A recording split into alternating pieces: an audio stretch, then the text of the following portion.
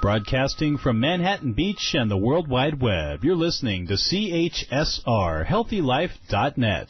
As a service to our listeners, this program is for general information and entertainment purposes only. CHSR HealthyLife.net does not recommend, endorse, or object to the views, products, or topics expressed or discussed by show hosts or their guests. We suggest you always consult with your own personal, medical, financial, or legal advisor.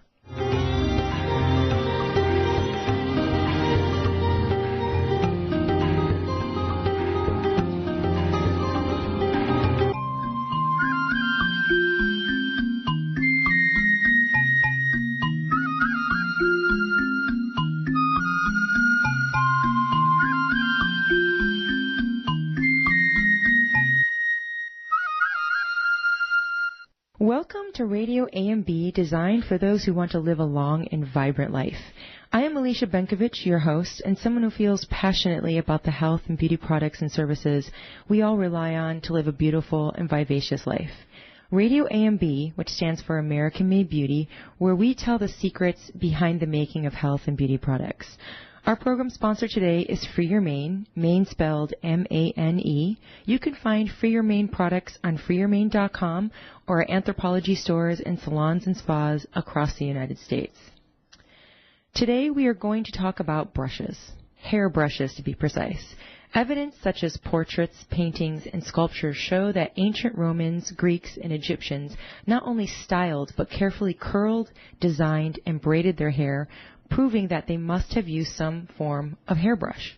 Early brushes used natural materials, such as animal hair, porcupine quills, shells, flint, and bones, and handles were usually made from wood, copper, or bronze.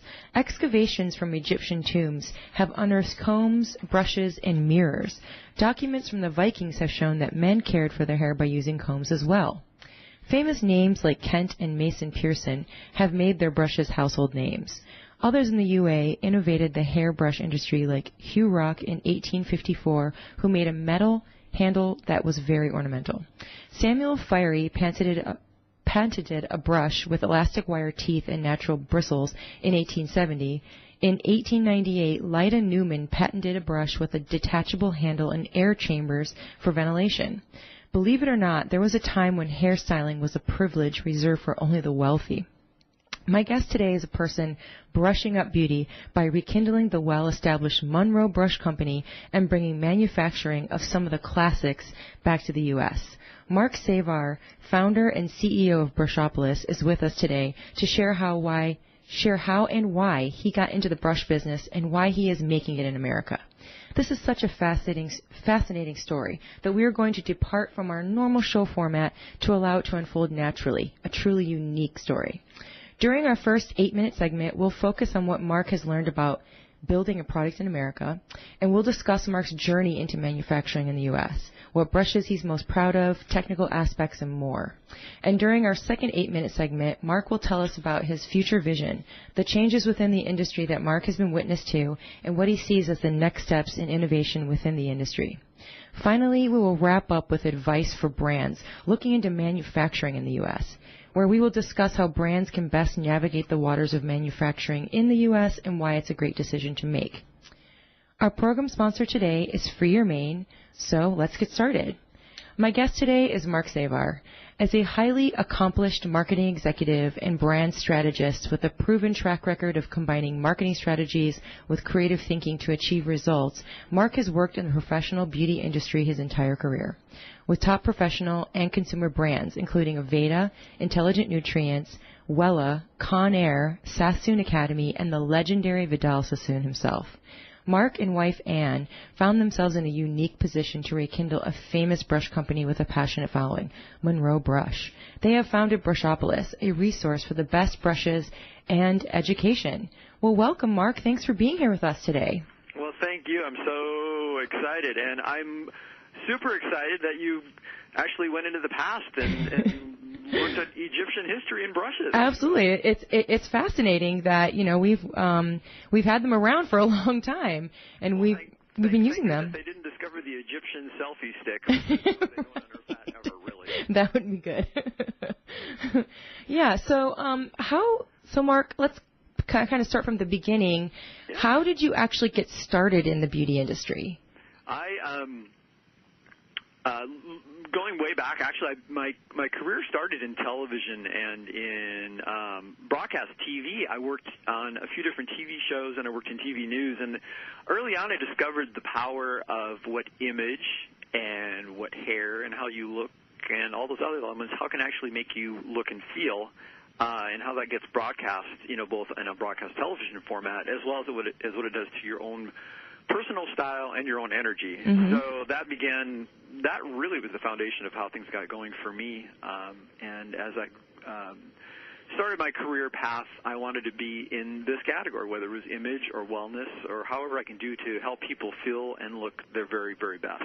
Oh, that is so amazing that you found your path that way. I think that it was a destined thing for me to an extent. I don't sit still very well, so I've been around high energy people my whole life. It's not going to change. I love it. So, what was it like? I mean, just to go back to how you got started in the fact that you worked with Horst at Aveda. I mean, what was that like? It was really quite amazing, quite remarkable, quite challenging.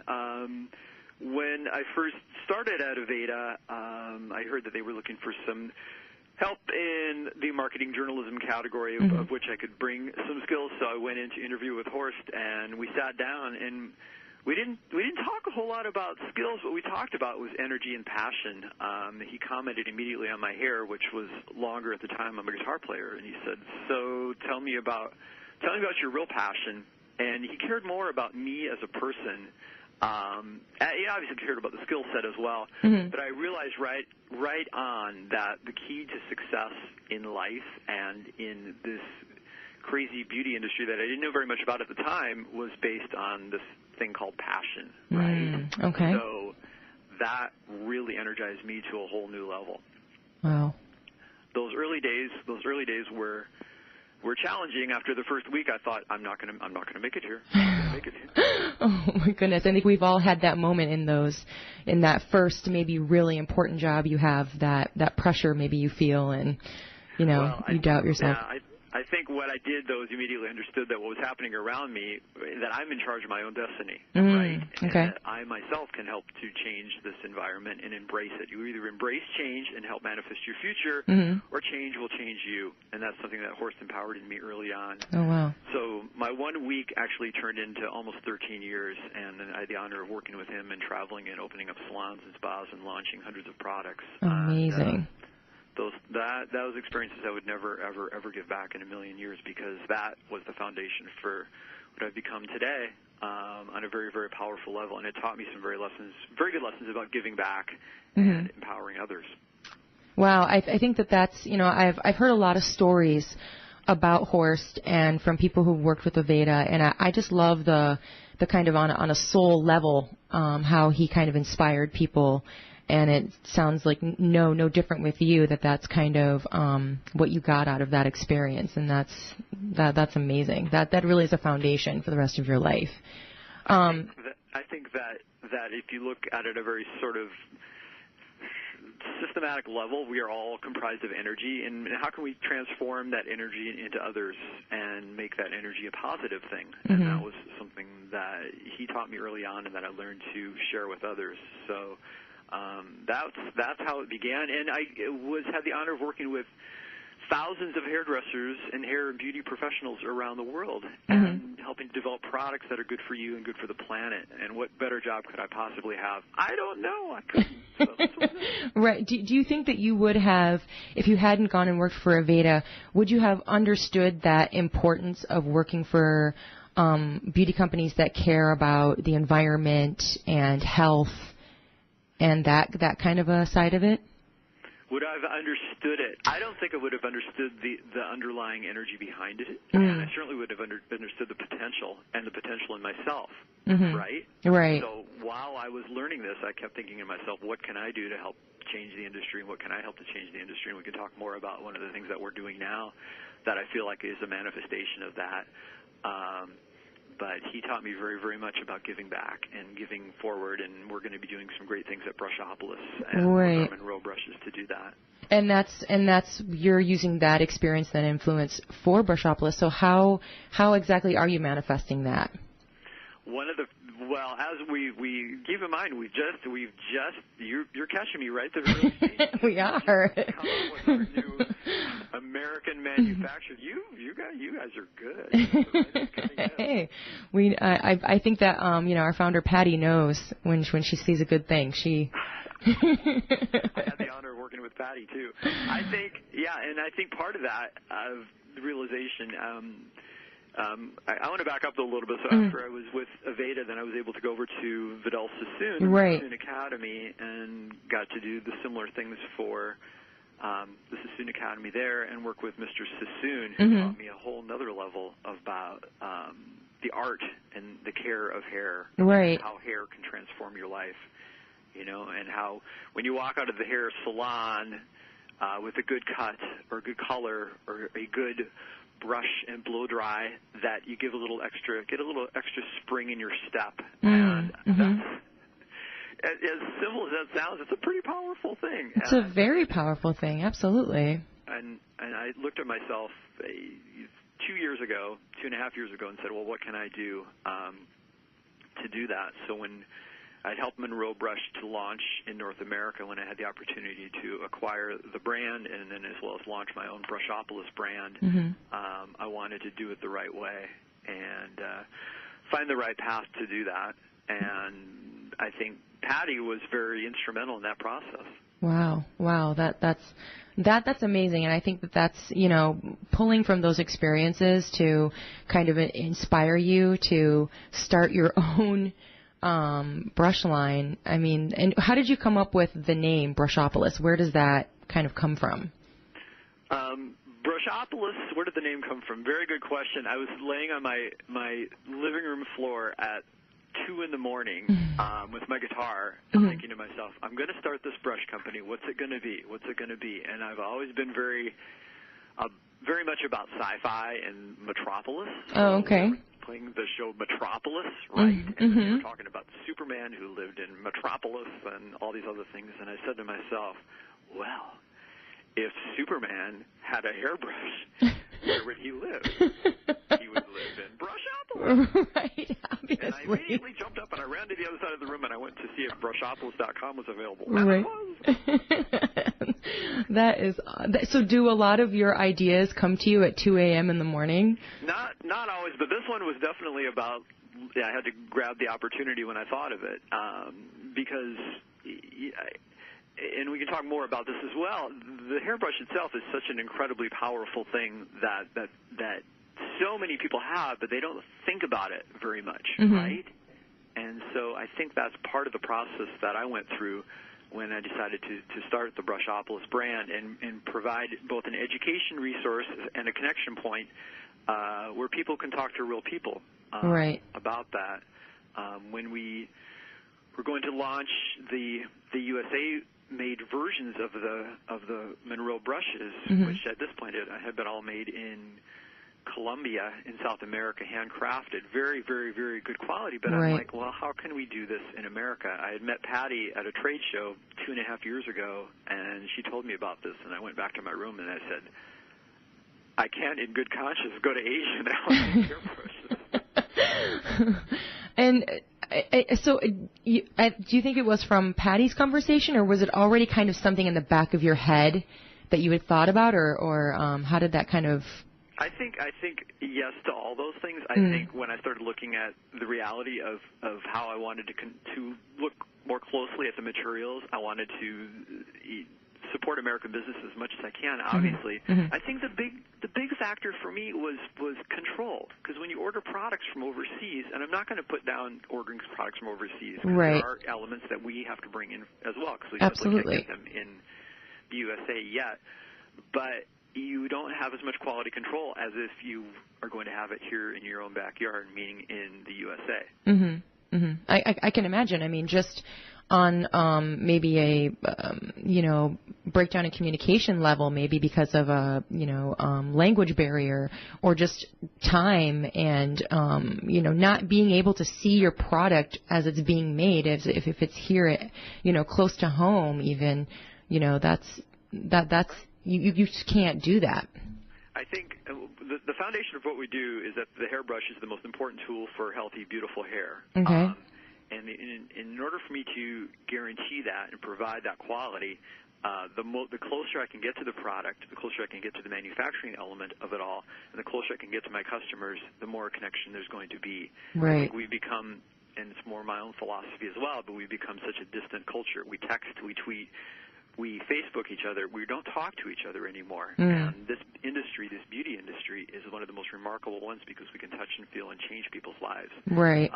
And if I can do my bit, which is to make a really good American-manufactured hairbrush, then I want to do that. And so that's why I believe Patty was instrumental in helping me kind of think toward that direction. Right. The process itself, and we could talk more about that, has been challenging, full of joy and tears and happiness and sadness all at the same time. I can imagine. But I would never give any of it back, and I'm so delighted to have these 3 brand new brushes that we just got 2.5 months ago now that are now manufactured in the USA. That is so great. That's a great accomplishment, especially since nobody else is doing that right now, or at least very few people are. Well, I believe, I can't speak to all my competitor friends, but as far as I know, we're the only ones that are making a high-end professional-grade hairbrush that is designed specifically for the look and the desired finish that you're looking for. Right. With this level of quality. Wow. And so just to backtrack just a little bit, you were saying that in the hairbrush is like the most important thing in caring for your hair. You had said something like that. What can you expand on that, and what do you mean by that? I've noticed over the years, after the past 23 years of working in beauty, that people spend big money. They go to get their hairdresser, they get their hair cut, they get styled, they get colored, they get finished, and then they get a great quality shampoo or conditioner and a finishing aid. Mm-hmm. They might even buy a really expensive hairdryer, and then what do? Most people don't know what hairbrush to get. Right. They don't. It's an afterthought. Mm-hmm. The hairbrush is a sundry. It's a final element that people put on. It's the last-minute thing that they think of. Whereas we believe that just like you would cleanse, tone, and moisturize your skin, everyone knows about that, mm-hmm. we believe you should prep, style, and finish your hair, each with a different brush. Mm.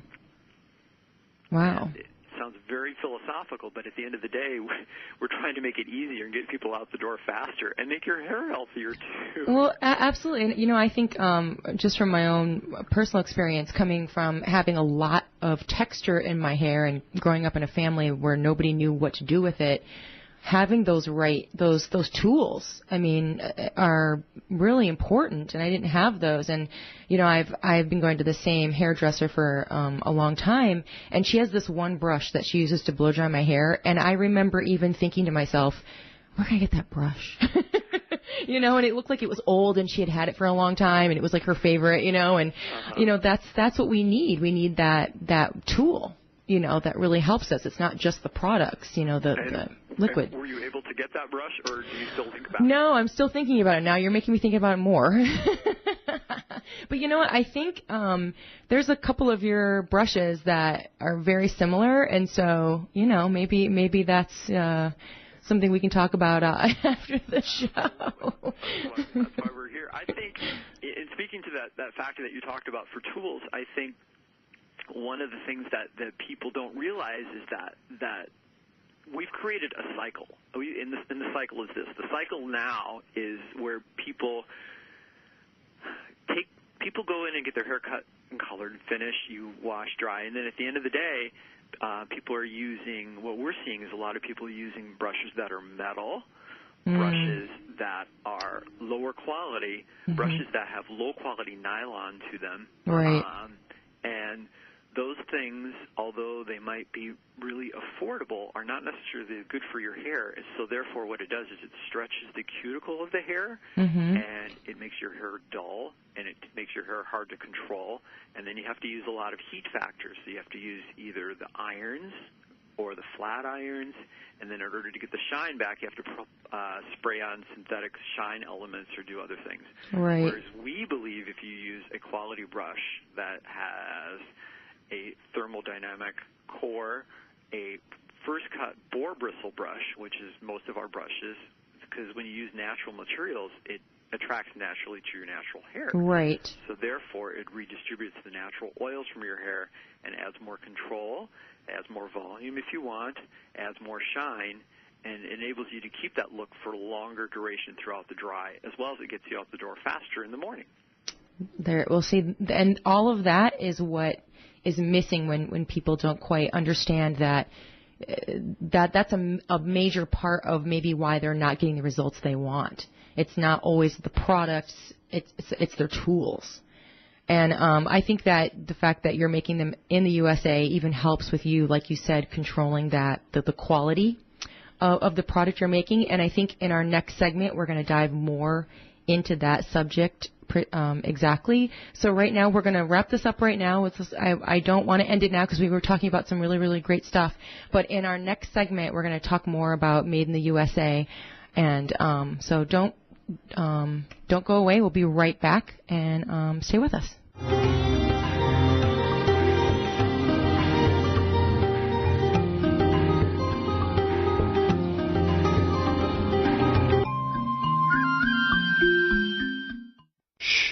Over here. Here's a secret for a virus-free computer. ESET. They've been a pioneer in the antivirus industry for over 25 years. 25 years of innovative, top-rated antivirus protection. ESET's award-winning security solutions provide a safe online experience for over 100 million home and business computer owners. They are so affordable, fast, and simple to use. So be gone, you blue screen of death.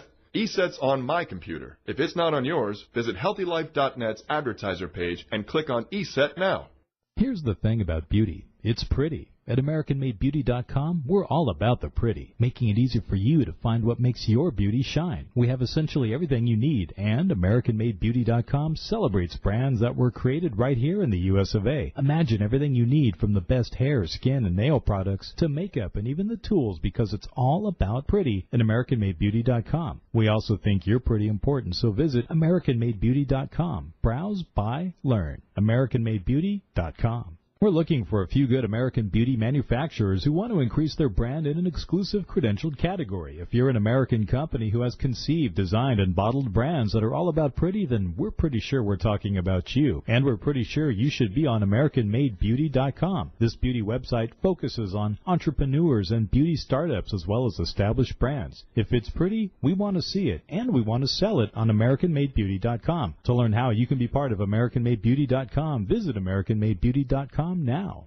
What does HealthyLife.net and Amazon.com have in common? Well, they're both available on the Internet. They both give great value. But most important, most of our positive program hosts and guests are accomplished authors, and their books are available from, you got it, Amazon.com. Now, it even gets better than that, because when you're listening on air to a HealthyLife.net host or guest, you can go directly to Amazon.com, and you can order your book while you're still listening to your favorite HealthyLife.net program. So when you hear an author you like, go to the homepage of HealthyLife.net and click on Amazon.com. Where positive people and radio unite. HealthyLife.net.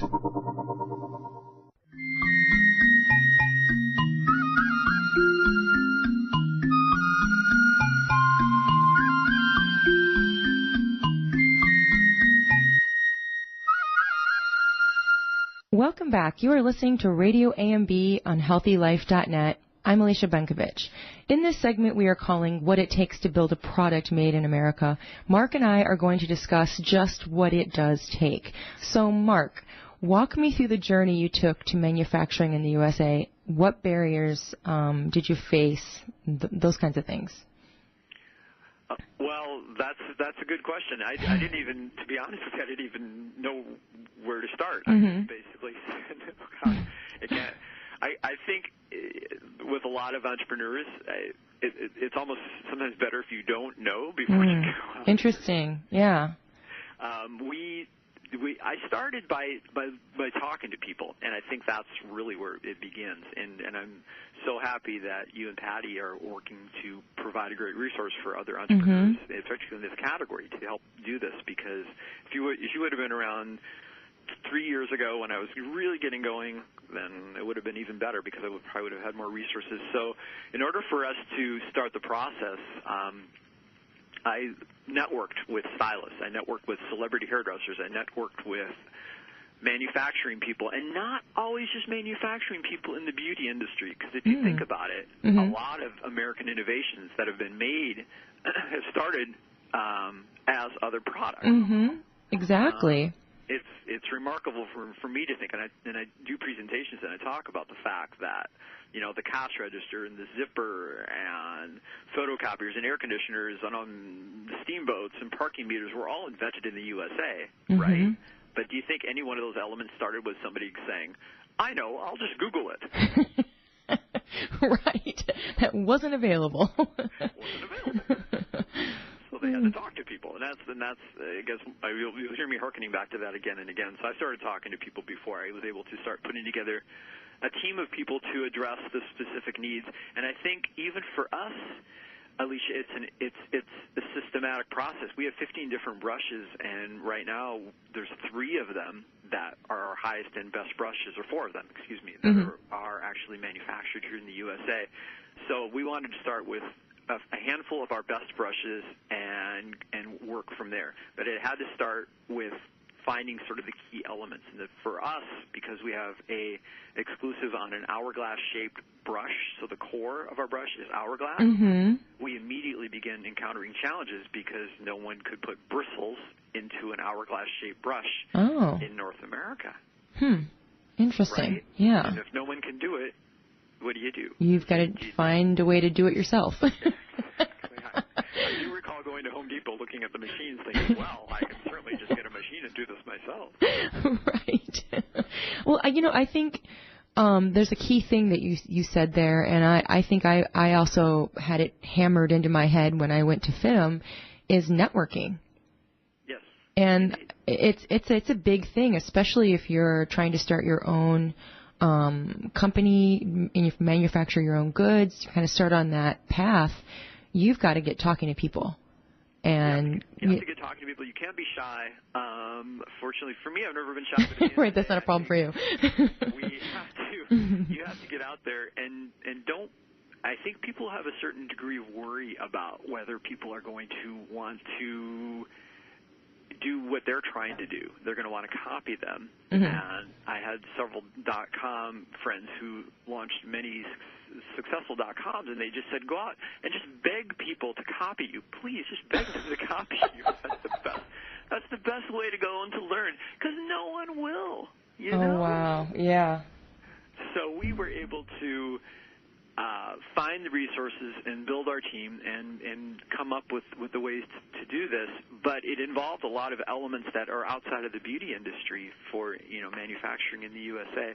And I think you can't just look at beauty products as quote-unquote beauty products. You have to look at them for the individual elements that they are, right? Right. So for us, we've got, 17 different components to our brushes, and we had to start with the most obvious one, which was how do we build the core? How do we re-engineer the cores of the brush? How do we get a new material? How do we innovate a new material that we know can hold the heat even better, because I wanted to make it an even better brush? And then how can I insert the bristles at the angles that I need them to be for each of the different brushes that we're doing? Wow. And you can't give up, because people will tell you no, no, no, no, and no. And by the 19th no, then you'll find somebody who says maybe, and then you start to work that maybe. Wow. It's like you can't be discouraged, and if you believe in something, you've just got to see it through people, through like you said, through the nose. Why do you think that you had the ability to say, I want to, like, what was that motivation for you to say, I'm going to push through all of those obstacles, I'm going to get this done in the U.S.? Where do you think that came from? I think call it partial guilt. I don't know.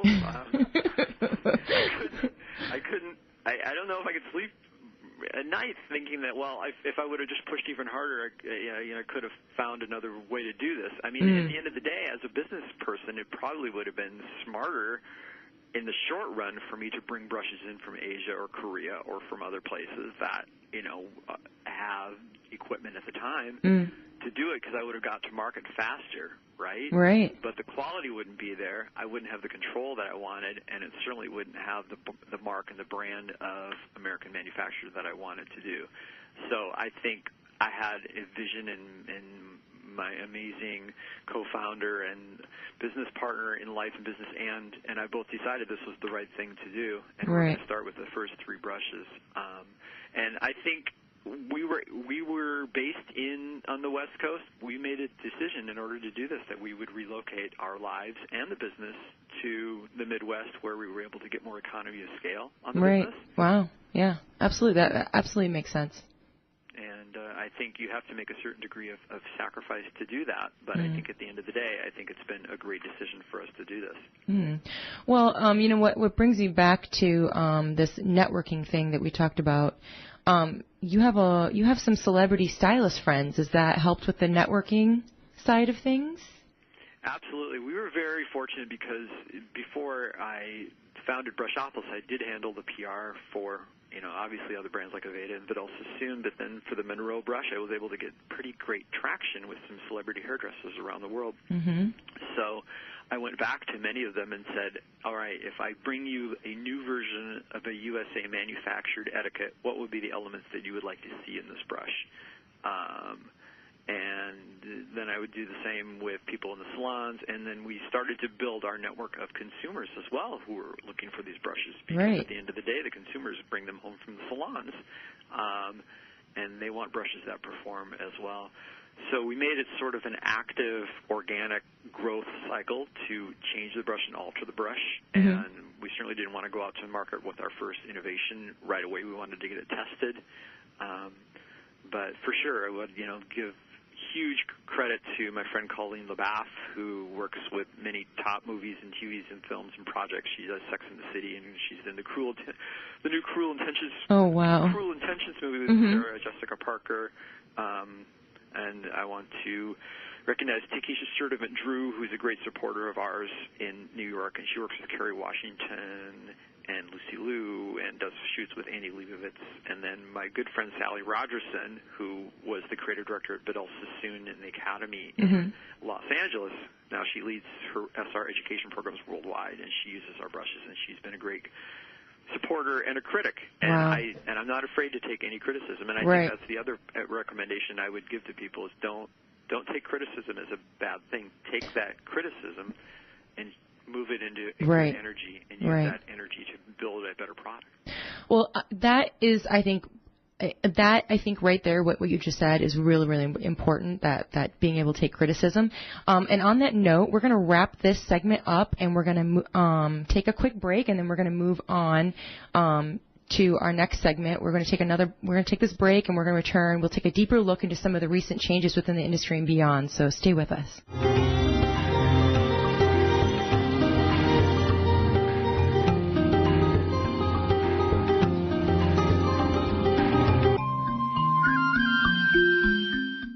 Here's the thing about beauty. It's pretty. At AmericanMadeBeauty.com, we're all about the pretty, making it easy for you to find what makes your beauty shine. We have essentially everything you need, and AmericanMadeBeauty.com celebrates brands that were created right here in the US of A. Imagine everything you need, from the best hair, skin, and nail products to makeup and even the tools, because it's all about pretty at AmericanMadeBeauty.com. We also think you're pretty important, so visit AmericanMadeBeauty.com. Browse, buy, learn. AmericanMadeBeauty.com. For all your live or pre-recorded webcasting needs, come to earthchannel.com. Get your web-based message out to a select group or the whole world. It's easy. A pioneer in webcasting, earthchannel.com provides the best products and services to big corporations and government users. And now this same technology is available to you. They have the best Earthcast encoders, servers, and products to meet your technical needs. But wait, don't want to mess with technical stress? No problem. They'll do it for you. EarthChannel.com is your answer. You can use webcasting for lots of things like advertising, marketing, customer support, training, and don't forget web radio and TV. In fact, you're listening to a live Earthcast right now. So come to EarthChannel.com. Actualize your audio or video webcasting needs today. You can't beat the friendly service or the price. Call EarthChannel.com at 1-800-849-8978. That's 1-800-849-8978. We're looking for a few good American beauty manufacturers who want to increase their brand in an exclusive credentialed category. If you're an American company who has conceived, designed, and bottled brands that are all about pretty, then we're pretty sure we're talking about you. And we're pretty sure you should be on AmericanMadeBeauty.com. This beauty website focuses on entrepreneurs and beauty startups as well as established brands. If it's pretty, we want to see it, and we want to sell it on AmericanMadeBeauty.com. To learn how you can be part of AmericanMadeBeauty.com, visit AmericanMadeBeauty.com now. When you're looking for bedding, department store prices can shock you. Well, be shocked no more. Sell steak cheap, not cheap steak. That's the motto of Anna's Linens. Although they don't sell steak, they do sell the best bedding, bath, and home decor items. They strive to provide their merchandise at extreme value to their customers, and they do it. Great everyday prices on everything and military discounts. Plus, if you visit them online, they have clearance items and internet specials. Visit them online now at HealthyLife.net's advertiser page. Radio your way. HealthyLife.net.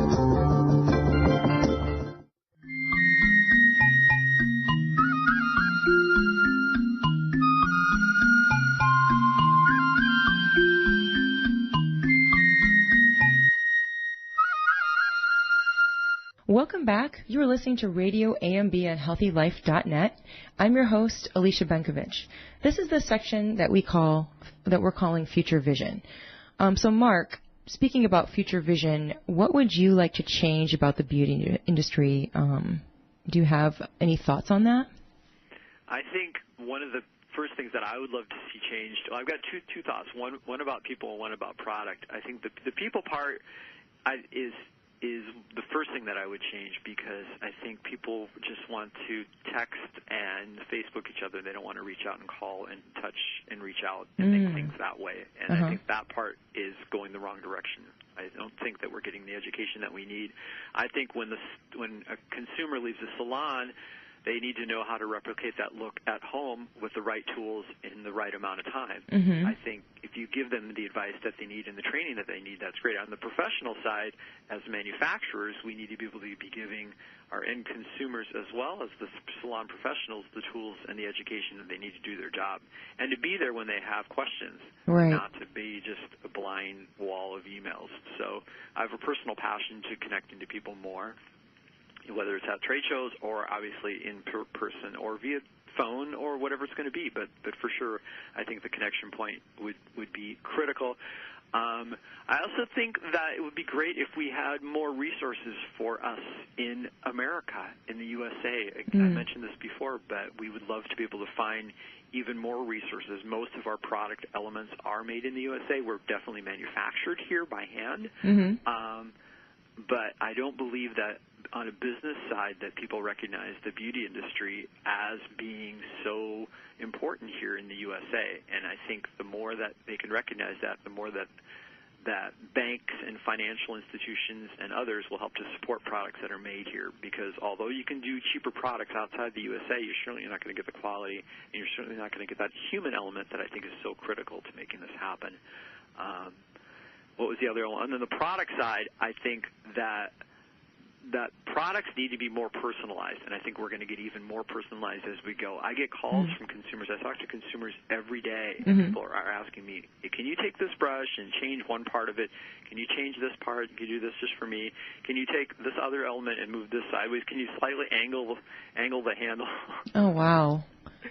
And I say yes to everything because, no. In theory, you say yes to everything, and hopefully you can have it, in the near future. Correct? my mom said, Mark, you can't keep saying yes to everybody. Well, yes, you can. Well, I think in reality, I think that's the other element too. I think more resources. And look at all the different products that are out there in this industry. Why are there not more? Why is there not an American-made quality hair dryer? I would love to partner with a quality American-made hair dryer company. Yeah, absolutely. And I think that's. I hate to put it in this kind of grand, way of saying it, but we need to create a movement in how in people's mindset here in the United States and around the world that we can do that we can become that leader. Most salons you go into, on the professional side, they can tell you a very limited amount about the topical end of the product lines that are in there, but they can't get into the nitty-gritty about the ingredients and the resources behind them, you know, and I'm not saying that they necessarily have to, but I think you should have a sense of pride in what you do because you're crafting a look for someone, and even if you're crafting your own look at home, you want to be able to do it with passion and do it with quality things that make a difference in your life and make your life easier. I think one of the biggest challenges that salon professionals have is the incredible amount of wear and tear on their wrists. So our brushes all have an hourglass shape, and they also have a very tapered neck that allows you to twist. We simply say load, lock, and pull. And what does that do? It makes for less carpal tunnel syndrome for both consumers and professionals. If you're continually blow-drying your hair and twisting your wrist all the time and holding your wrist sideways, that's not the healthiest situation. But if you're doing it the right way and using the right brush with the right angle and the right boar bristle, that will cut down on the wear and tear on your wrist and your body and create a more beautiful look. And you know what? That's something that I don't think a lot of people understand when they go to their hairdresser, that this is wear and tear on their body. This is a physical job. And we think about this when people sit at a desk. There's so many ergonomic stuff that you can get for your office. You don't really hear about a lot of ergonomic things that are set up for people in the beauty, arena, being a professional cosmetologist and stuff. So that's really interesting. Yeah, I think we're starting to see more movement toward that, and I think that's great. And if they can do it with a USA-based operation and USA-based elements, that's even better. Because you even more pride and more contact with people. Then you can provide that service to the people around you, and moreover than that, kind of starts the process, right? The process of change, and change has to start from within. Right. And I think that's also providing people with a lasting career. You don't want to get, like you said, a carpal tunnel, and that's something that ends someone's career before their time because they're not able to do their job. The other thing, I'm sorry, but one other quick thought is that I think one of the things that I would love to see people do is start building a certain degree of durability around products and things. As much as I love shampoo and finishing aids and all the other elements that are out there, they're great, but you use them and then they're gone. But if you're going to do a thing like a tool, like we're doing, make it last. Make it last and make sure that it can be around for a while. Right. So we've had brushes that have been used on TV and movie sets for 12 years. I've been backstage. Backstage on the show. Do you remember the show Scrubs? Oh, yes. I loved Scrubs. I had 4 friends who were stylists there, and I went backstage and I brought some brushes to them. This was when it was in its final season. And I looked in their drawer, and they had some of my original fantastic Monroe brushes from our first run, and they were still being used. And she said, they're still fine to use. Well, that's sustainability. Exactly. And so that creates less waste. Right. And and that's we as a world, not just as a nation, we're all trying to look for more sustainable ways to find new sustainable products. No more are we just a use and throw away, kind of mentality. We can't have that mentality. We have the dream of having people, when they're done with the brushes and the brushes need to be refreshed, for them to send back the cores and for us to remold and re-engineer them. I'm not there yet, Alicia, but I will be. I love it. That's a really that's a fascinating concept. That's something that can actually be reworked and then sent in, and then you can rework it and refurbish it, so to speak, and then they can use it again. Yeah, I think it's there, and I think these are the kinds of things that are changing about business in America, and I think we want to build more pride about things, and people need more heroes in their lives, and they need more products that they can really embrace and say, aren't we proud of this? And then that will then move forward to making their hair even better. Oh, I love it. We do need more heroes. I love that. Okay, well, we're going to wrap this segment up. We're going to take our last break, and when we return, we will discuss how brands can best start manufacturing in the U.S. and why that's so important. So don't go away. We'll be right back.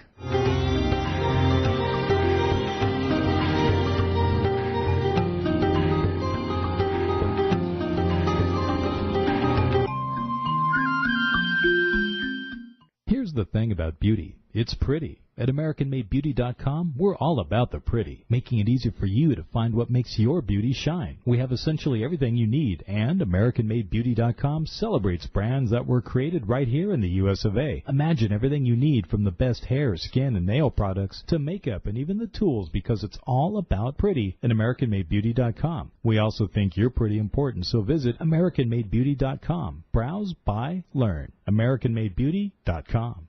When you're looking for bedding, department store prices can shock you. Well, be shocked no more. Sell steak cheap, not cheap steak. That's the motto of Anna's Linens. Although they don't sell steak, they do sell the best bedding, bath, and home decor items. They strive to provide their merchandise at extreme value to their customers, and they do it. Great everyday prices on everything and military discounts. Plus, if you visit them online, they have clearance items and internet specials. Visit them online now at HealthyLife.net's advertiser page. We're looking for a few good American beauty manufacturers who want to increase their brand in an exclusive credentialed category. If you're an American company who has conceived, designed, and bottled brands that are all about pretty, then we're pretty sure we're talking about you. And we're pretty sure you should be on AmericanMadeBeauty.com. This beauty website focuses on entrepreneurs and beauty startups as well as established brands. If it's pretty, we want to see it, and we want to sell it on AmericanMadeBeauty.com. To learn how you can be part of AmericanMadeBeauty.com, visit AmericanMadeBeauty.com now. Oh, man, it never fails. My suitcase just got ripped apart. Life is a journey. Make it a pleasant one. Use Samsonite. You know the name. For almost a century, Samsonite luggage has proved itself to be the worldwide leader in innovative travel solutions. Let it be yours. Visit HealthyLife.net's affiliate Samsonite on our homepage and click to look at the fine luggage from suitcases to golf travel bags. And don't forget, take a look at their travel accessories. Make life a journey, a pleasant one, with Samsonite. HealthyLife.net, where positive overcomes negative.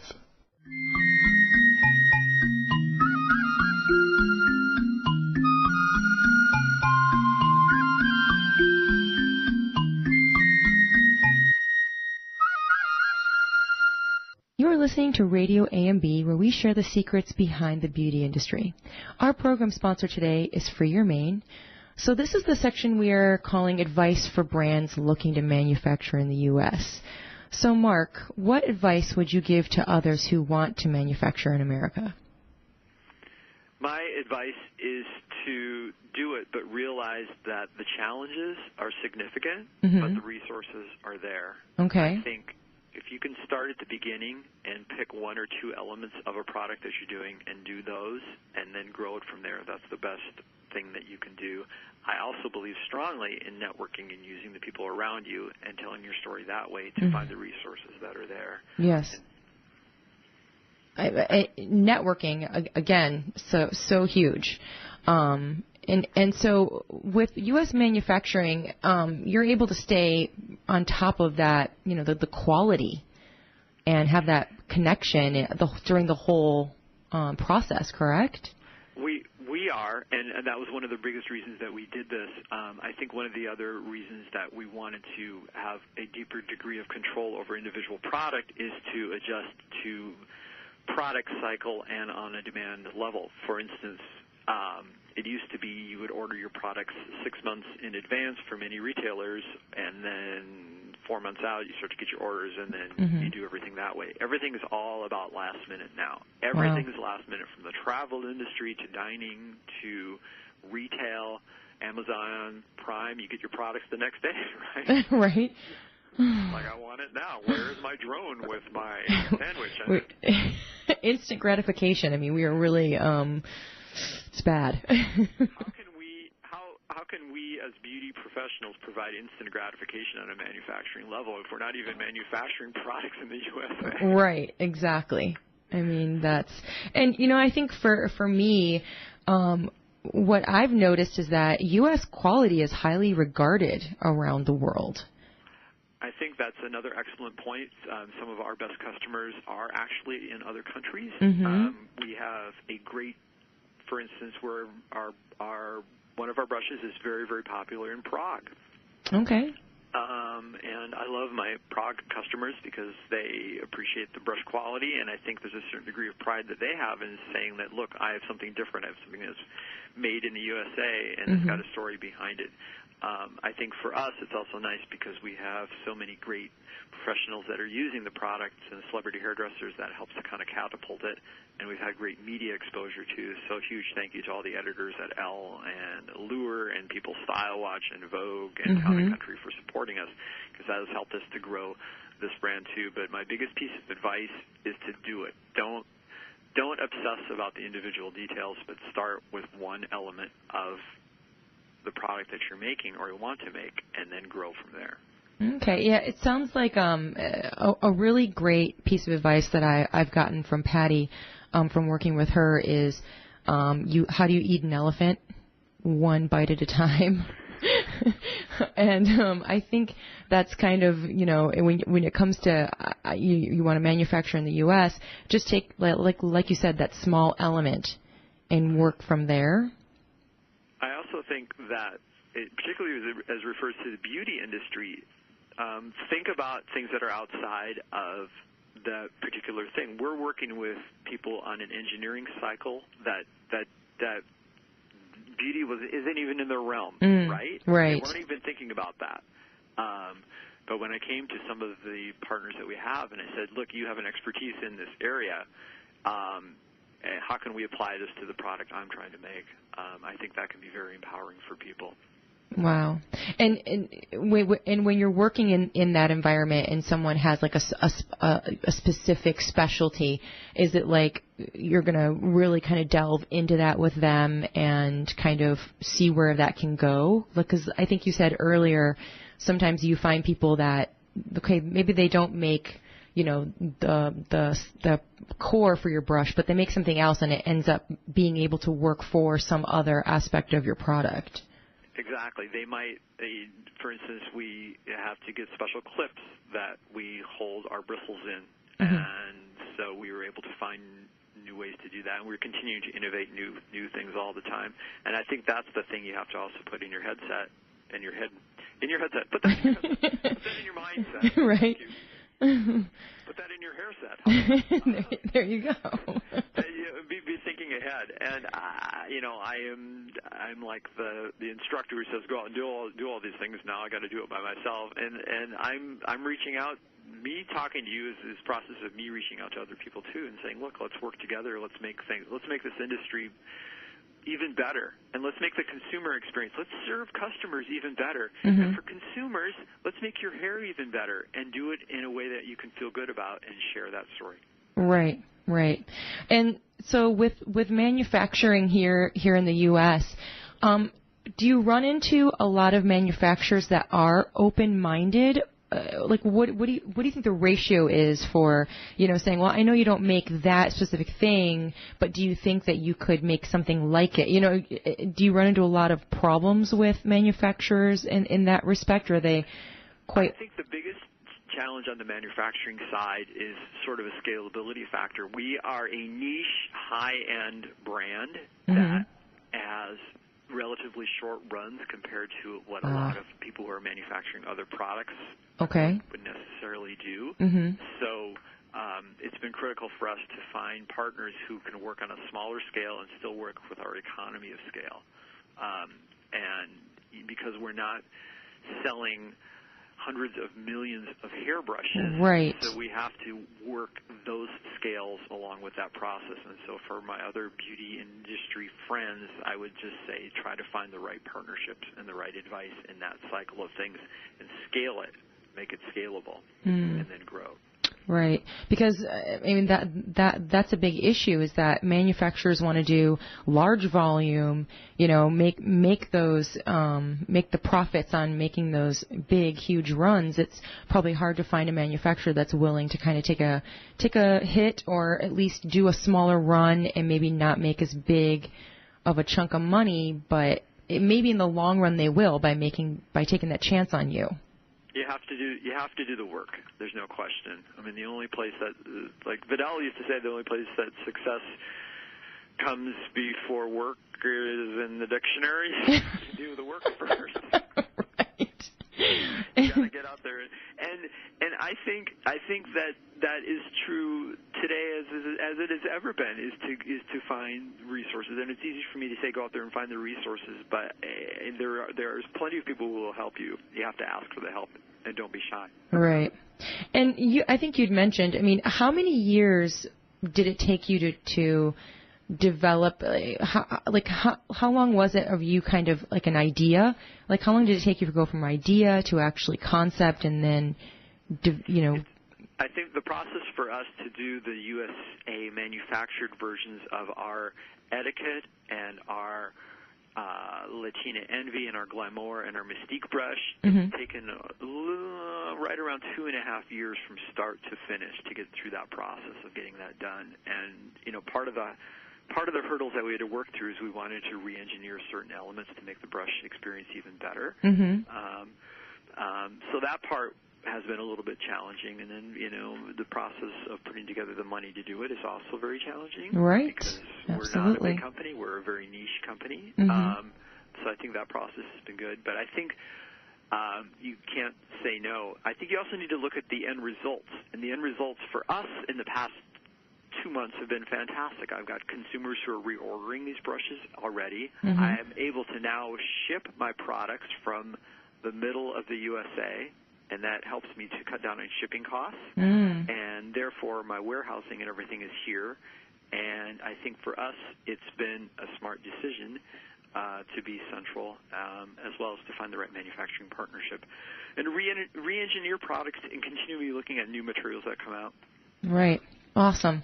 That is amazing. I think that our listeners are going to learn a lot from this show, Mark. They're going to, I think you have some great advice. You have some great points. And it's going to be, this has been a great show, Mark. Thank you so much for being with me here today. I would like to, again, thank my guest, Mark Sejvar. Mark, how can people get a hold of you, maybe social media or other ways? We're on Facebook, of course. Okay. The Brushopolis. They're not hard to find. Brushopolis. We're the only Brushopolis in the world, which is a good thing. There you go. You can email me, Mark at Brushopolis.com. I'm happy to talk to anybody anytime. I want to hear about ideas and results and challenges and things that people have, and help people work through them. And I'm happy to give anybody any of my advice. I'm certainly not an expert in all this, but I want to thank you and Patty for doing the work that you do, because I think this is the future of business in America, and it's the future of service and making the customer experience even better, and making your hair even better. Right, exactly. That is it. Thank you so much, Mark. All right. Don't miss our program next week, where Patty pulls the curtain back on one of the largest contract manufacturers in the U.S., making products for Fortune 100 companies and shipped to over 70 countries. Don't miss Tyler Croning and Eve Tusnacht of PackLab. Send your questions and comments to request@AmericanMadeBeauty.com. I am Alicia Benkovich. You can hear Radio AMB on HealthyLife.net. Thanks for listening to Radio AMB, where we think pretty is pretty important for all things in beauty.